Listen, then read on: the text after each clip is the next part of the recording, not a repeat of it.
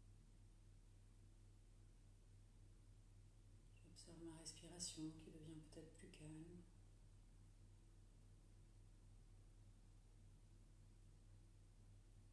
Accueillez peut-être les sensations de détente.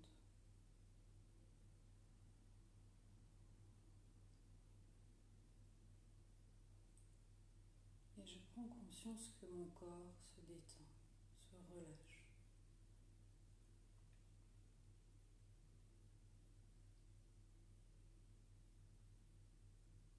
On le fait une dernière fois à notre rythme.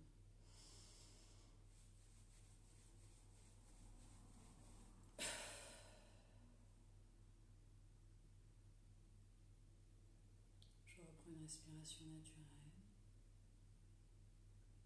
Je prends le temps d'accueillir tout ce que je ressens.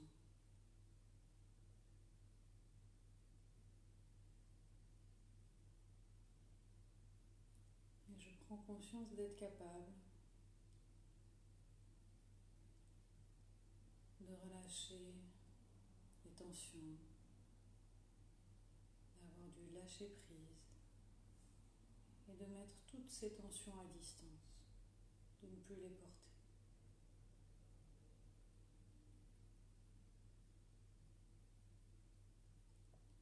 L'exercice est à présent terminé, vous pouvez ouvrir les yeux. Voilà, j'espère que vous avez pu bien pratiquer et ressentir cet exercice et que cette façon de le pratiquer vous permet de vous impliquer plus directement dans cette pratique d'exercice. Le prana va être donc de pouvoir inspirer et vraiment ramener à soi le calme, la sérénité, la douceur. Vous pouvez utiliser le mot ou l'expression ou l'idée de ce qui vous fait du bien. Vous pouvez aussi prendre le temps de visualiser un moment où vous avez ressenti ce calme. Peut-être lors d'une balade, quand vous vous installez dans votre jardin, si vous en avez un, quand vous avez vécu un moment particulier qui vous apporte vraiment cette sérénité, quand vous prenez une douche, quand vous prenez un bain, quand vous vous occupez de vous, quand vous prenez un moment pour vous. Il y a peut-être un moment comme ça spécifique qui représente pour vous ce calme, cet apaisement, ce que l'on veut pouvoir vraiment récupérer et réactiver en soi. Donc le pompage des épaules, on inspire, n'importe quoi, excusez-moi, le prana, on inspire, on mène les bras à l'horizontale et on ramène à soi ce calme, cette sérénité, cette détente, ce que vous avez besoin de ramener à vous, à travers ou des choses douces, vous pouvez aussi imaginer, si c'est de la douceur, de la détente, de la bienveillance vis-à-vis de vous-même, ça peut être quelque chose de doux, ça peut être une matière, des plumes, quelque chose de doux qui vous apporte ça. Avec les ados ou les enfants, ça peut être de penser à doudou, à une matière qui leur plaît, à quelque chose auquel ils tiennent, qui leur apporte ce réconfort. Donc on inspire, on monte les bras à l'horizontale et on ramène ce calme, cette douceur, cette sérénité en nous. Et on souffle, vraiment pour bien les imprégner en nous. Et on relâche les bras le long du corps. On reprend une respiration naturelle. Et on prend le temps d'accueillir les sensations dans nos bras.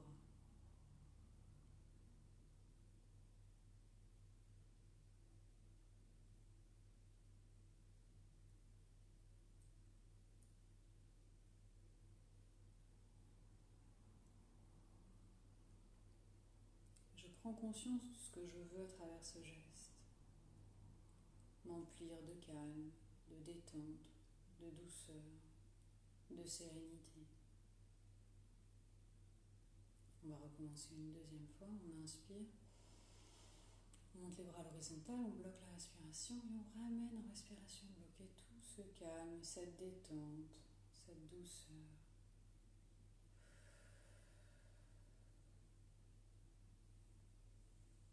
Je relâche les bras le long du corps.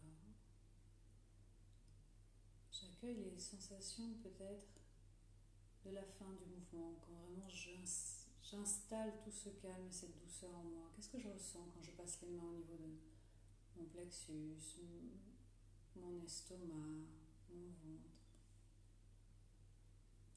sens que ça se détend, que ma respiration est plus calme.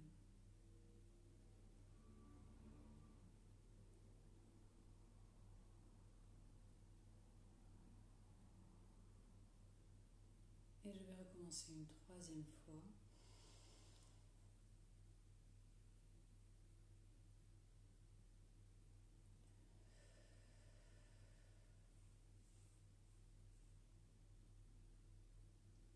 Reprenez une respiration naturelle.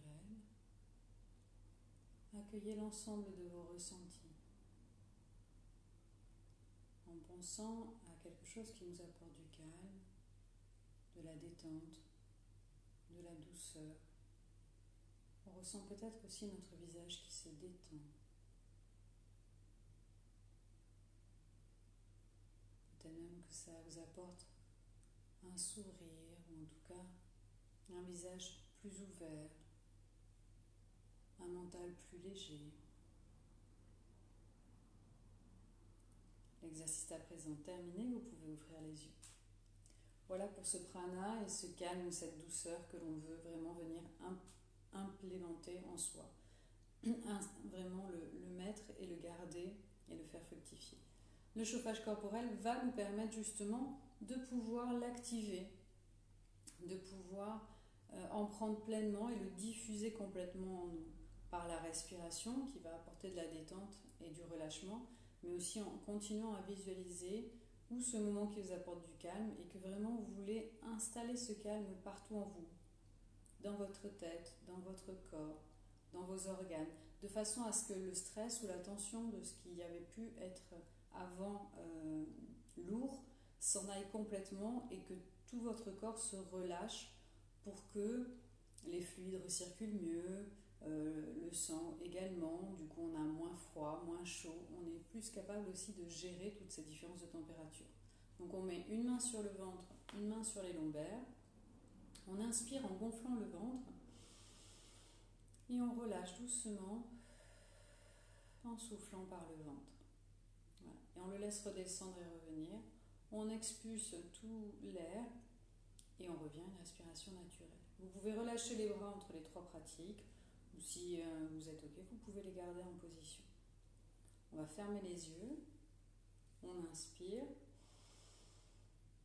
et on souffle doucement.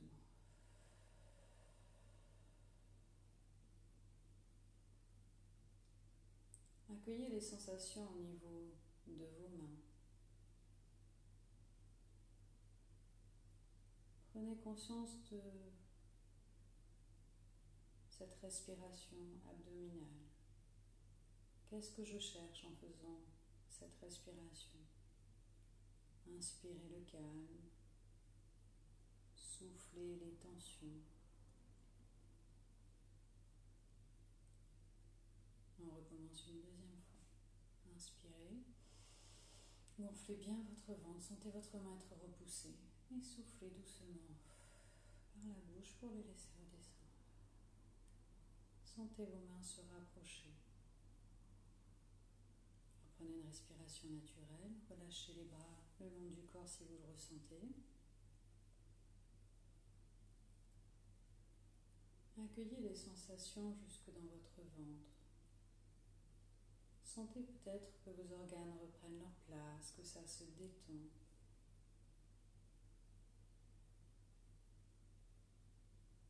Prenez conscience que tout votre corps bénéficie de cette respiration et de ce relâchement. Sentez que les dernières tensions s'évacuent, se relâchent. On va le faire une dernière fois. On remet les mains en position, une sur le ventre, une sur les lombaires. On inspire et on souffle doucement pour les laisser redescendre.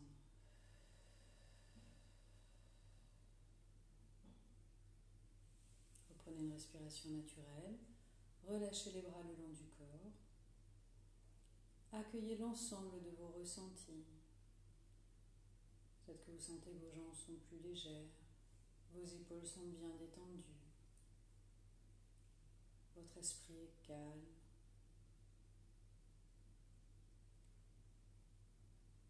Prenez conscience de votre capacité à vraiment inspirer au maximum le calme et la détente et à expirer les tensions.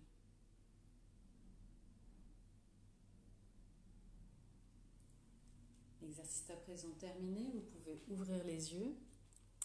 Et bien voilà, la séance est finie pour aujourd'hui. J'espère que ça vous aura permis de prendre un petit peu plus de distance avec la situation, que ça vous permet de poser à plat vos questionnements. N'hésitez pas à m'envoyer des messages. Si vous souhaitez, bien évidemment, le confinement étant un temps propice, puisqu'on a un petit peu plus de temps, on peut toujours faire des suivis par Skype ou il y a d'autres moyens de vidéo. Donc en fonction de où vous êtes, de votre région, de vos moyens techniques, nous pouvons toujours nous mettre en relation. Donc n'hésitez pas. Et tout est adaptable dans la sophrologie, c'est le principe. Donc j'espère pouvoir répondre à vos questionnements si vous en avez. Je vous souhaite une belle journée et la semaine prochaine, il n'y aura un live que le lundi et le mercredi. Maintenant, vous avez plein d'autres vidéos que vous pouvez revoir, qui restent à disposition pendant tout le temps du confinement. Donc n'hésitez pas. Je vous retrouve donc lundi et mercredi la semaine prochaine. Prenez soin de vous et puis bon week-end déjà un petit peu en avance. Au revoir.